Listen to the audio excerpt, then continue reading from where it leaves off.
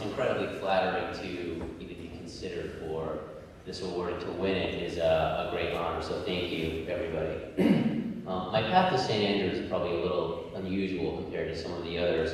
I spent my entire childhood in the Northeast, in New Jersey, and my senior year of high school, I actually moved down here. My dad got a new job, and you know, of course, when you're 16, 17 years old and you spent your entire life in a place, you'd like to live out the rest of your high school there and play on sport teams and hang out with all your friends.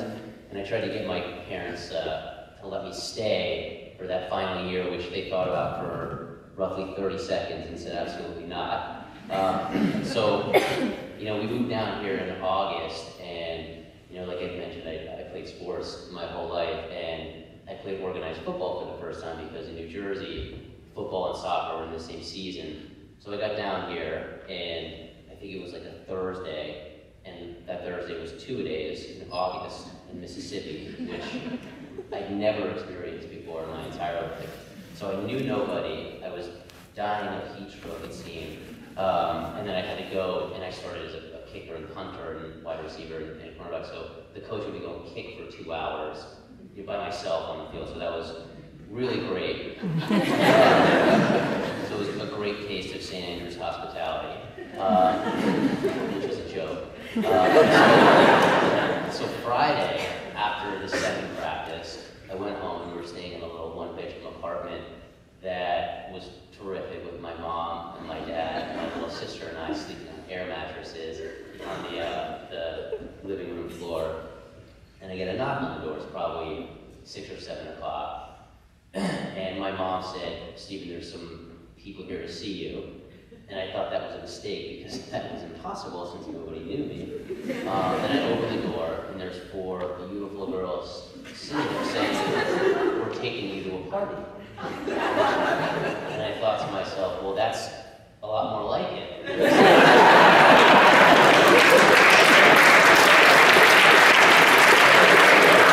lot better taste of hospitality. So they take me to this party, and it's this beautiful, sprawling house on a lake, and I walk in, and of course I know nobody. They introduce me, a young gentleman who maybe some of you know and some of you don't, came up to me and said, "I've heard all about you, and I know you play baseball, and you're going to play shortstop this year, and this and that." And I said, "How do you know anything about me?" And he was asking around. He's an inquisitive young guy, and basically the shortstop of the baseball team at the time, who was, you know, kind of a legacy athlete, and the third of 3 brothers that were the quarterback and the shortstop and all these things, he just torn his ACL. So I was, of course, and this is, you know, 9 months down the line, was now going to play shortstop, and he's telling me, "We're going to do this, and we're going to win the state championship." I said, "Dude, you've never even seen me play baseball. What are you talking about?" But I guess he talked to enough of the guys on the football team, and he just assumed that I would be fine. So people are giving me drinks and giving me food, and it's the greatest thing ever. And I thought, you know what, I think I'm going to be able to make this work. So moving down is actually, and I say it every day, it was the greatest experience of my entire life. And one of the reasons that I say that is I moved into a place where the people were homogenous. A year before, everybody goes to a school, college, where everybody's different. So I had to look inwardly and change myself to fit into the group. And it's actually really helped me be, you know, in my current job and personal life, be a bit of a chameleon where you can basically deal with anybody. So this is all before school has even started. So then I get here and I realize that it's an incredibly rigorous academic environment. There were great teachers. I could see them motivating young students to strive for excellence. And I learned a lot in the classroom, but I also learned a lot on the athletic field here. And, you know, Coach Fanning, who is a guy that I really remember fondly, was one of those guys who is meticulous in his preparation, fastidious even. And, you know, he was just one of those guys where he taught you if you rely on your preparation, then when it's game day, you can go out and let it fly. And there's a great Russell Wilson quote, who I'm sure many of you know, where it was actually before his first season, before his first playoff game, and everyone was talking about Robert Griffin, who he was facing the next day, and the reporter, it was like a Saturday before the game, said to him, you know, Russell, are you nervous? There's Andrew Luck and Robert Griffin, all these guys have overshadowed you this season. And he said, no, I'm never nervous when I'm prepared. So, you know, when you rely on that and you realize that, you know, Coach cares so much about us and our team, not only winning, but playing well and having a great time out there and sort of being brothers to one another, it set a great example for me. And there's a great story that, you know, it's just a symbol, or what signifies leadership to me, where, you know, I think it was batting leadoff at the time, and I dropped into like a debilitating slump, which had never really happened to me before. And, you know, he called me in and sort of had that rough conversation where, you know, I was going to be batting 7th in the lineup moving forward. And of course, after you get over that initial feeling of despair about what seems like a demotion, you realize that he did it because he was trying to take some pressure off of me so that I could just go out there and, you know, not have to worry about anything and just go out and play ball and hit. There's a great, I'd like to throw a shout out to Coach Shore, so I don't think he's even here anymore, but there was 2 things that he told me during that rough patch. The first was, see the ball, hit the ball. And if you think about what that means, you're drowning out all the distractions, and you're just going out and relying on, you know, your ability to go out and play. And you know, the second one was, when you walk up to the plate, you can't say to yourself, I've got to get a hit. You say, I'm gonna get a hit. And it was just sort of that positive outlook that changed over and clicked over for me, and really helped me stay positive when you're trying to go through these tough times. There's also another great thing that I learned out there. It was sort of something that I always knew, it just was never well articulated to me, where the football coach at the time, Coach Hanlon, was basically laying into us after a game, and I had messed up like an onside kick or something, and he just went off on me, and I couldn't understand what was going on.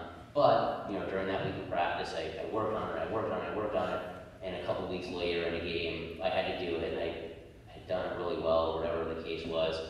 And after the game, he said, you know, when Steve Cohen makes a mistake, he only makes it once. And that's something that I've applied to my entire life, from, you know, the athletic field to in the office and with your family, where if you make mistakes, you learn from it, because the only tragedy from a mistake is not learning from it. And you know, on those fields, I developed friendships and relationships with a lot of guys, and there's 7 or 8 of us who were buddies of mine back then, and we worked incredibly hard at developing our relationship and, you know, and our friendship. And I'm still super close with 7 or 8 guys that I met at St. Andrews at that time. And, you know, we take a trip to an American city or Mexico or somewhere close by, where we leave the jobs and we leave our wives and girlfriends at home, and we just kind of catch up and talk about, you know, the old times and what's going on with everybody. And, you know, what you realize is that you can have these amazingly fruitful relationships, but you have to work hard at them. And, you know, to me, the single most important factor towards achieving success in your personal and your professional lives is a great work ethic. And that work ethic can be honed and can be developed, but as Coach Bannon will tell you, it starts with you caring about what you're doing, and caring and having a sort of pride and responsibility in your work. You know, working hard and working smart is also an imperative thing, and, you know, along the way you got to catch a couple breaks and get a little bit lucky. But if you do those first 2 things, you make your own luck. Which sort of is a good segue into my current career. As Emily had mentioned, I went to school here and then went to school at Emory, which was a city that I love and a university that I love. And I also, she mentioned history, I was also a journalism major, and in order to graduate, you needed to have a 400-hour internship in order to complete that degree. And that's actually how I got to LA the first time, which was a place that I'd never been before. And I worked for, you know, for the sports fans out there, you'll know who Jim Rome is. But I worked for, he's basically a big sports radio and TV talking head kind of guy. So I moved out there convincing my journalism director that it was a journalism job, which it completely and totally wasn't. I was basically a production assistant, which means you're getting coffee for people, you're logging tapes, you're sort of doing that grunt work, but you're learning about the television business. And while I was out there, I met a guy who was a talent agent, which was a job and a profession that I had never known existed, which most people still don't know exists unless you've watched Entourage, which is a wildly exaggerated version of what I do, but still steeped in truth, I guess.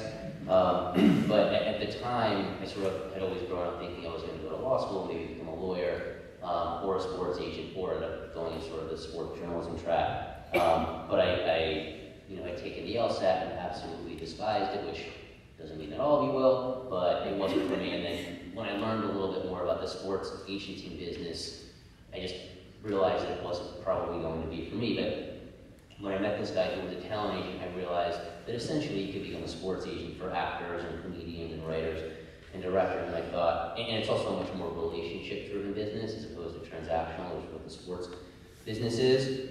And I thought that helping people achieve their own successes, and then I could achieve my success through that thought. I thought that was a really interesting way forward, and something that I always thought that I could be good at.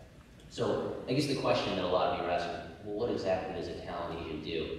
And the short version is we find jobs for actors, writers, directors, comedians, producers, and sports agencies. In sort of the last few years have become these big monolithic companies where we've actually swallowed up a few big sports agencies. We finance films now. We advise and incubate technology companies, including Netflix, Twitter, Hulu, Amazon, and it sort of has become the informational crossroads of the entire media landscape.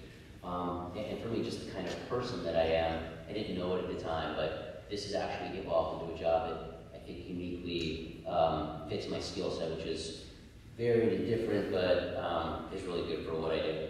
So I started looking for, well, for me, I came out of a literary background, actually, in a talent agency, which was a great thing because you basically are working with creators at that point. And what I wanted to do was find people that we call hyphenates, which are people who want to write, who want to direct, who want to act, who want to do multiple different things. Because in my naive little brain, if they did multiple different things, it's probably easier to find them a job. So the easiest way to go out and find people like that was in comedy clubs at the time. So I was out at comedy clubs 3-4 nights a week till 2 in the morning, hanging out with comedians and kind of getting your face out there and developing a familiarity with them, so that after a while they kind of know you, and you're not just some guy who's dusting your business card and doing it the wrong way. And when you do that and you get your name and your face out there, you have an ability to start signing some of these young comedians, and that's one of the ways that I found Kevin Hart. And as his career was developing, he was helping me develop my own reputation internally and externally, where I sort of at that point joined the chairman of my company and working with Owen Wilson and Martin Lawrence, and obviously signing a bunch of other people. But it wasn't just about comedians for me. There's also the traditional actor business that you sort of get into and represent guys like Corey Stoll from House of Cards, and Nicholas Hoult, who Emily had mentioned earlier from X-Men and Warm Bodies, and also Scott Eastwood, who is the son of Clint, is coming out in a big movie mid-April. The longest ride, go and see it.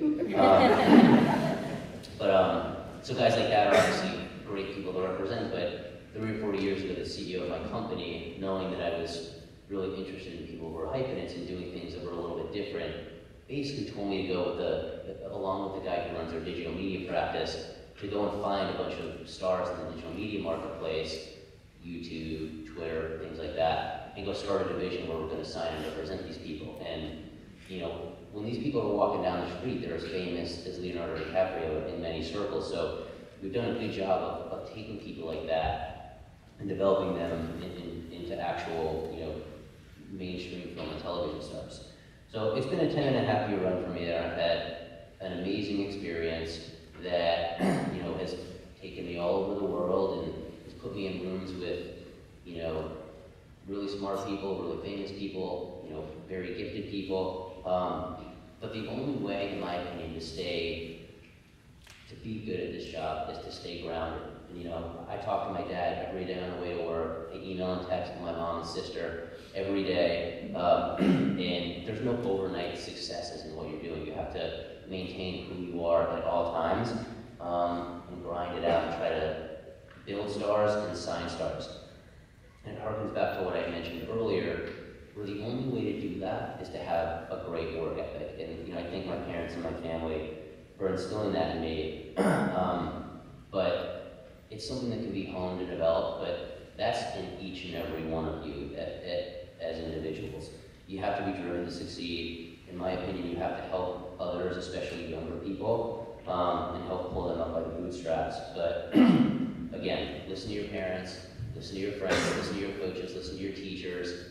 Let your siblings and your friends guide you and shape you, but you have to trust your gut and you have to trust your instinct and make great decisions, and that's going to be up to you. Everybody in this room has been equipped with the tools and the capabilities by your teachers at this school, and like I mentioned, some of the people in your family and others to be great. So obviously that's, in my opinion, something that you should do, and being great is not always the easiest thing, but it's something that you all should work towards and strive towards. And this place has really helped me do it. So that's it. I don't know if there's time, but I know that there was some. We're kind of run over a little bit. Okay. But good. Steve said if any of y'all do have some questions very specific to him, maybe if there's a little time when this is over, you can come up and ask him. There you go. Yeah. Yeah.